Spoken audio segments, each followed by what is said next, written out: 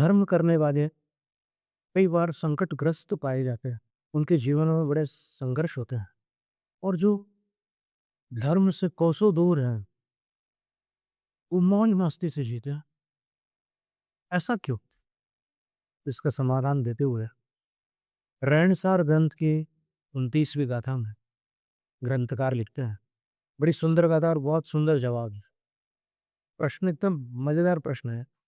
उसका उत्तर दे रहे हैं, दानिंगनम दारिद्रम लोहीनम किम भवति मह इसरियम ओरियाणम पवच्चिय कम बलम जावदो दिथिरम।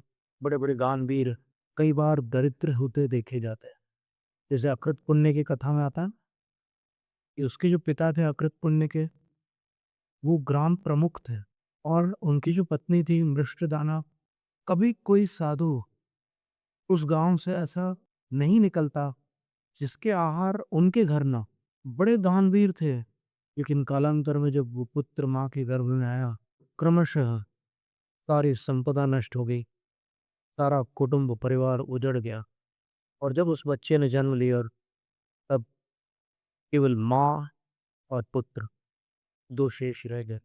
संपदा के अभाव में ऐसी दुर्दशा हुई कि माँ को काम ढूंढना पड़ा और यहाँ वहाँ वो नौकरी करने लगी, जैसे तैसे उस पुत्र का पालन पोषण करती। तो फिर यहाँ प्रश्न था कि ऐसा कैसे हो सकता है कि जो इतना दानवीर परिवार था, उस परिवार के जो गृहिणी है, उसको ऐसे दिन देखने पड़ रहे हैं कि एक दिन में 2 बार भोजन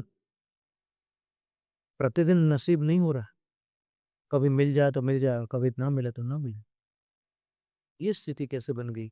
और जो लोभी हैं, जो मायाचारी करते हैं, जो पाप से अर्थोपार्जन करते हैं, उनके पास इतनी संपदाएं होती है कि ठाट से रहते हैं। ऐसा क्यों?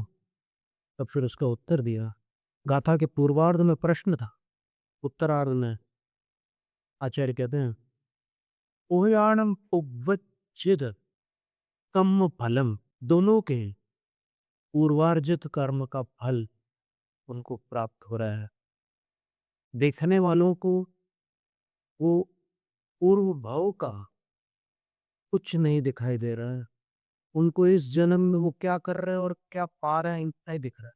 उनको ये नहीं दिख रहा है कि जो पा रहा है वो पहले देकर आया था, और जिसने अभी लिया है और पा नहीं रहा है, उसने पहले दिया नहीं था, इसलिए उसको यहाँ पर पाया हुआ भी खोना पड़ रहा है। तो इसमें क्या समाधान निकला? समाधान ये निकला कि इस कलयुग में ये ज्यादा देखने को मिलता है। अन्न से छूटेगा और दाना टुनका, कौवा मोती खाएगा, रामचंद्र के हे सिया, ऐसा कलयुग आए। ये स्थिति पद्म पुराण में भी बताई, उत्तर पुराण में। ऐसा समय आएगा ही। और अब तो खैर अपन तो जिस काल में है वो आया हुआ समय है, मतलब आ ही चुका है।